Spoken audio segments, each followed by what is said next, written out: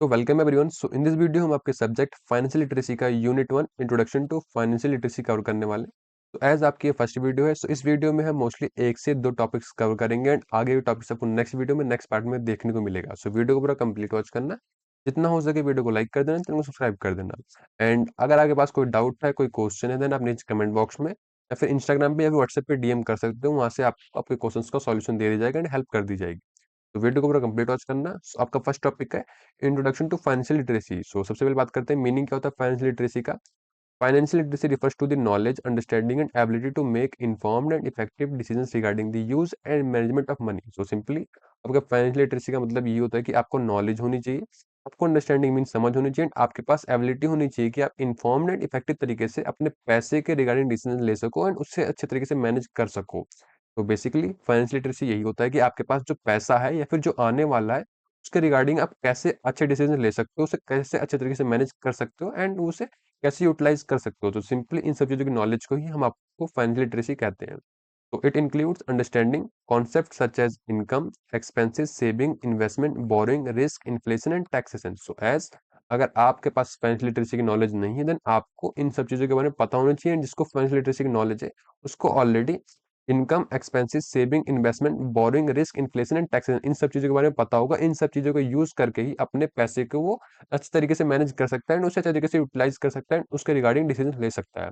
A financial literate individual is capable of planning income and expenses. तो जिसके पास अच्छी knowledge है फाइनेंशियल लिटरेसी की, वो अपने इनकम को एंड एक्सपेंसेस को अच्छे तरीके से प्लान कर सकता है। लाइक उसकी सैलरी आने वाली है, उसे वो कैसे यूटिलाइज करेगा, उसे कहाँ पे इन्वेस्ट करेगा, कहाँ पे सेव करेगा, उसे खर्च कैसे कहाँ कहाँ पे करेगा।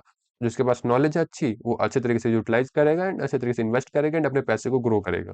देन नेक्स्ट है मैनेजिंग सेविंग एंड इन्वेस्टमेंट। सो जैसे मैंने आपको बताया कि उसके पास इनकम आएगी, देन उसे सेव कैसे करेगा, उसे इन्वेस्ट कहाँ करेगा कि उसे इन फ्यूचर बेनिफिट हो।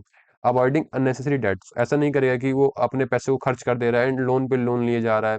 इन फ्यूचर उसको खुद को प्रॉब्लम देखने को मिल सकती है। तो जिसके पास अच्छी नॉलेज है, इन सब चीज़ों को अवॉइड करेगा। वो अपने फाइनेंशियल फ्यूचर को सिक्योर रखेगा कि इन फ्यूचर अगर उसे कोई मेडिकल इमरजेंसी देखने को मिलती है, फिर कोई भी उसको अपने रिगार्डिंग कोई चीज़ परचेज करनी है, देन वो उसका जो फ्यूचर है वो सिक्योर रहेगा, तो आसानी से उसको खरीद सकता है एंड अपने पैसे को यूज़ कर सकता है। Thus, financial literacy helps individuals achieve financial stability, independence and confidence in financial decision making. So, जिसके पास अच्छी नॉलेज है फाइनेंशियल लिटरेसी की, वो अपने आप को फाइनेंशियल स्टेबल बना सकता है, अपने आप को इंडिपेंडेंट बना सकता है एंड कॉन्फिडेंसली अपनी लाइफ को जी सकता है। एज अगर उसके पास अच्छा पैसा है, अच्छे से कमाया है, उससे अपने अच्छे पैसे को यूज करा है, अच्छे तरीके से इन्वेस्ट करा है, देन वो फाइनेंशियली स्टेबल है। उसको इन फ्यूचर अगर कोई मेडिकल प्रॉब्लम देखने को मिलती है, देन आसानी से अपना इलाज करवा सकता है, उसको कोई प्रॉब्लम देखने को नहीं मिलेगी, क्योंकि उसके पास ऑलरेडी सेविंग्स हैं।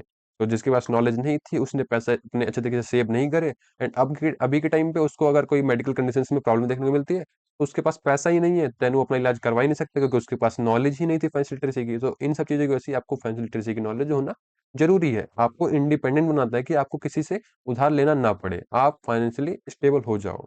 इसके बाद इसमें आपका नेक्स्ट टॉपिक है नीड ऑफ फाइनेंशियल लिटरेसी। सो आपको फाइनेंशियल लिटरेसी की नीड क्यों होती है?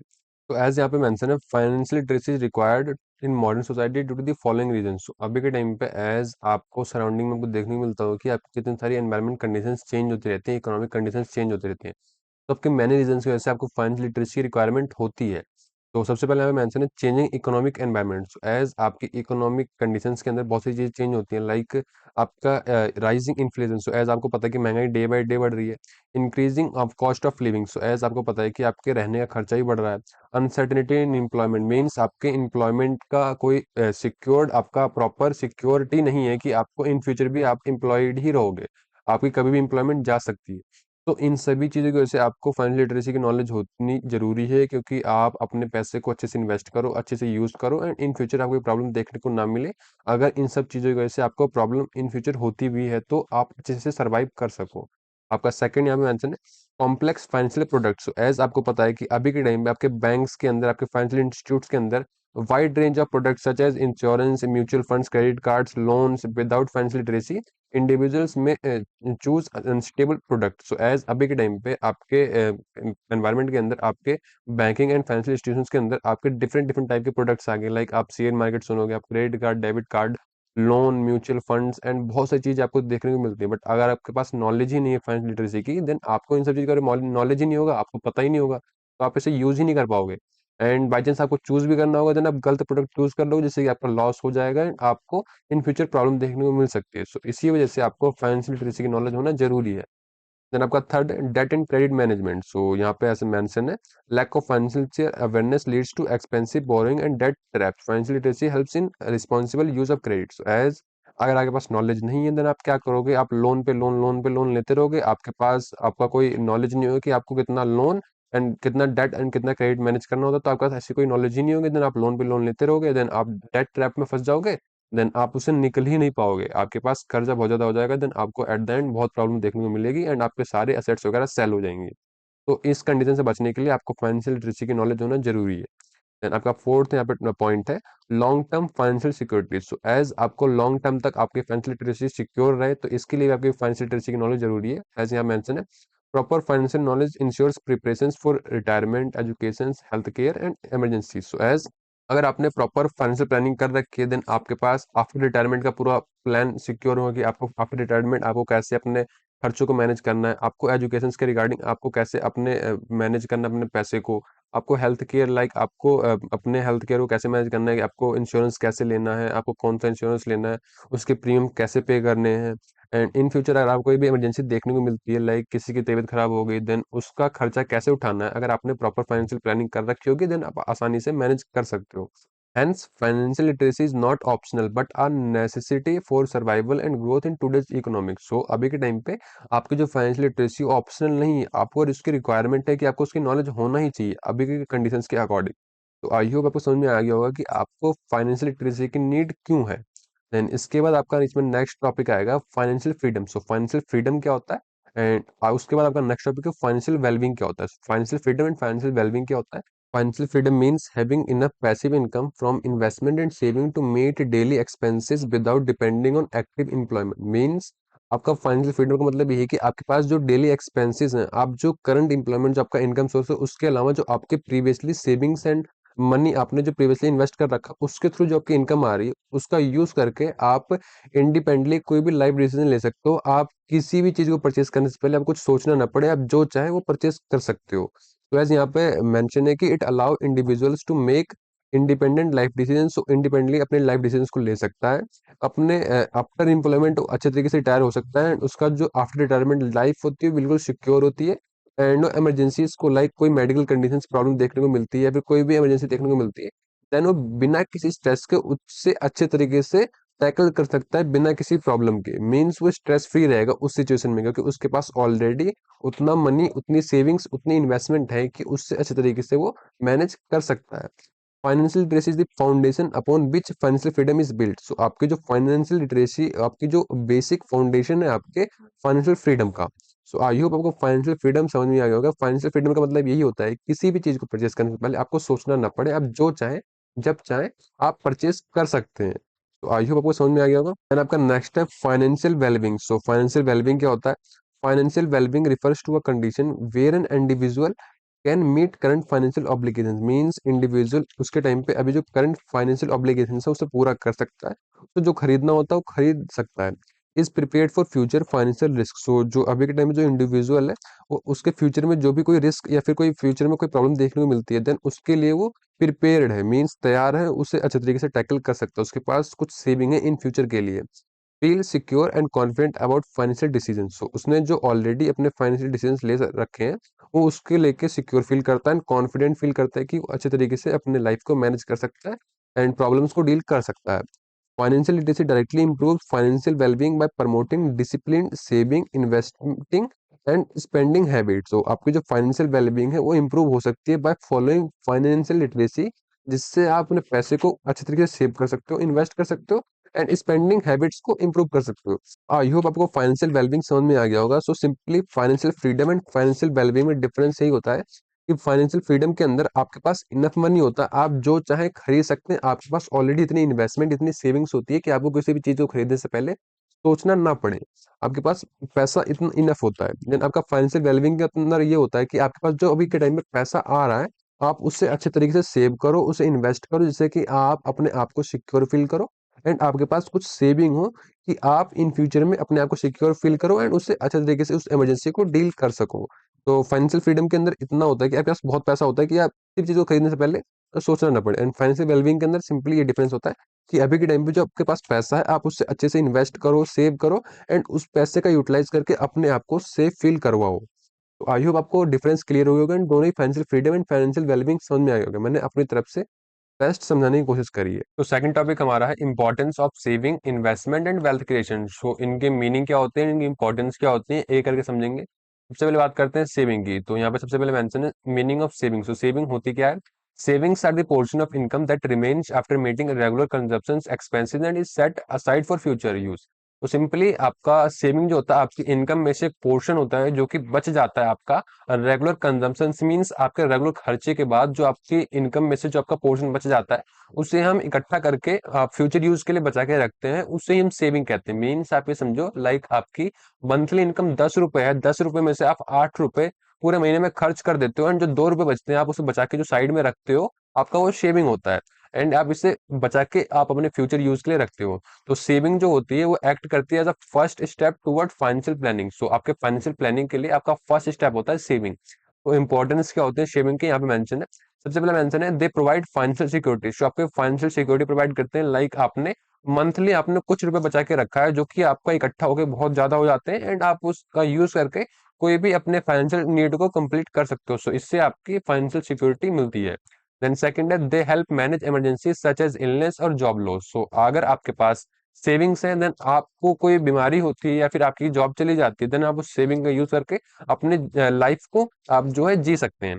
देन इसके बाद थर्ड पॉइंट है they reduce dependence on loans and credit. So as अगर आपके पास सेविंग होगी देन आपको लोन एंड क्रेडिट लेने की जरूरत नहीं पड़ेगी, आपकी डिपेंडेंसी को ये कम कर देती है। देन आपका नेक्स्ट पॉइंट है दे इनकरेज फाइनेंशियल डिसिप्लिन। सो आप को सेविंग करने के लिए अपने आप को कंट्रोल करना पड़ता है, आपको फालतू के खर्चे रोकने पड़ते हैं, जिससे कि आपके फाइनेंशियल डिसिप्लिन को ये इनकरेज करता है। देन लास्ट आपका है they form the base of investment. Then आपकी जो सेविंग हो इन्वेस्टमेंट्स की बेस को फॉर्म करता है। मींस आपके इन्वेस्टमेंट की तरफ आपका फर्स्ट जो आपका स्टेप होता है वो आपका सेविंग ही होता है। Without savings long term financial goals can not be achieved. So अगर आप सेविंग नहीं करोगे देन इससे आपके जो लॉन्ग टर्म फाइनेंशियल गोल्स हैं वो कभी भी कंप्लीट नहीं हो पाएंगे। देन इसके बाद आपका नेक्स्ट आएगा टाइप्स ऑफ सेविंग। तो सेविंग कितने टाइप्स की होती है, तो एज यहाँ पे मेंशन है टाइप्स ऑफ सेविंग। सबसे पहले आपका मेंशन है कैश सेविंग्स। तो कैश सेविंग्स का मतलब ये होता है कि आपकी जो इनकम आपको अगर आपको इन हैंड मिलती है देन आप उसमें से पैसे खर्च करके आप इन हैंड में जो पैसे इकट्ठे करके अपने घर पे रखते हो उसे हम कैश सेविंग कहते हैं।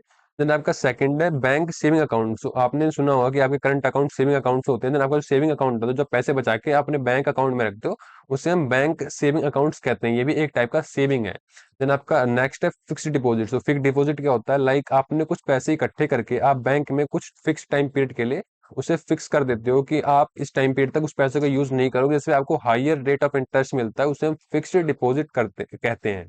देन आपका लास्ट है रिकरिंग डिपॉजिट। सो रिकरिंग डिपॉजिट क्या होता है, एज सेम आपका फिक्स डिपॉजिट होता है बट आपका फिक्स डिपॉजिट के अंदर आपको एनुअली इंटरेस्ट मिलता है, बट आपका रिकरिंग डिपॉजिट के अंदर आपका जो होता है एनुअली आपका इंटरेस्ट मिलने के बाद जो इंटरेस्ट सम होके आपको उसके ऊपर इंटरेस्ट मिलता है, देन आपका वो रिकरिंग डिपॉजिट होता है।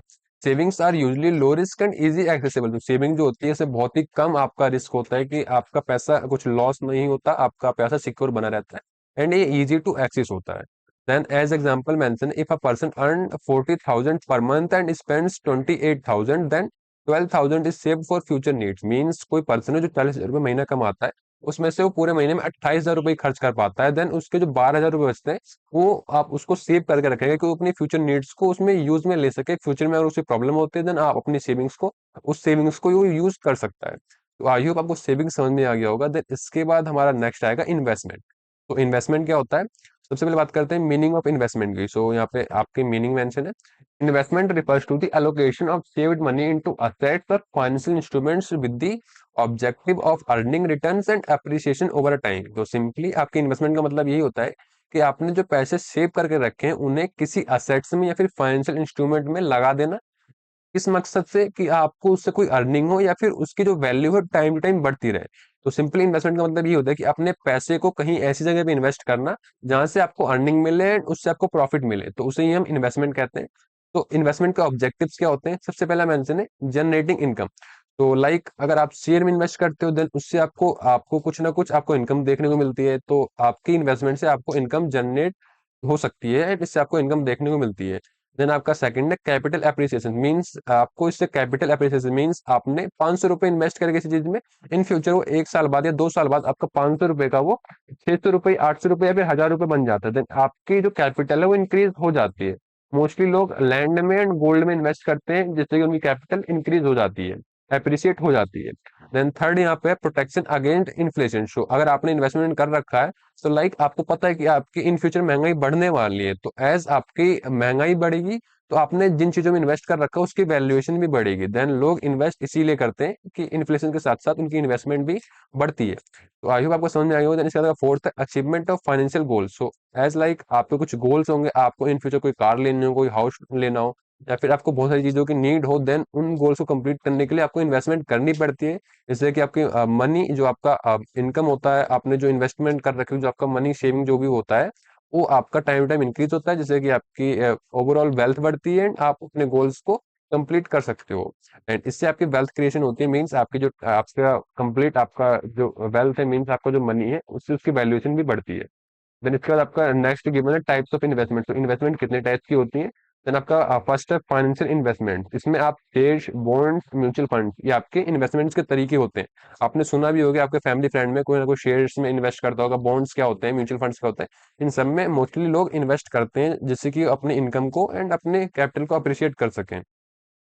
देन आपका सेकंड है फिजिकल इन्वेस्टमेंट। तो एज जिन चीजों में आप फिजिकली इन्वेस्ट करते हो, जो चीजें फिजिकली होती हैं, उनमें इन्वेस्ट करने को फिजिकल इन्वेस्टमेंट कहते हैं, like gold, land and building. तो मोस्टली लोग इनमें प्रीफर करते हैं एंड इनमें इन्वेस्ट करते हैं। इसमें आपके हायर प्रॉफिट देखने को मिलते हैं एंड ये थोड़े बहुत सिक्योर भी होते हैं। देन आपका नेक्स्ट है गवर्नमेंट सिक्योरिटीज। तो आपको पता नहीं होगा, बट गवर्नमेंट भी कुछ अपनी सिक्योरिटीज सेल करती है, जो कि टाइम टू टाइम इंक्रीज होते हैं, उनकी वैल्यूएशन इंक्रीज होती है, उससे आपको कुछ इनकम देखने को मिलती है।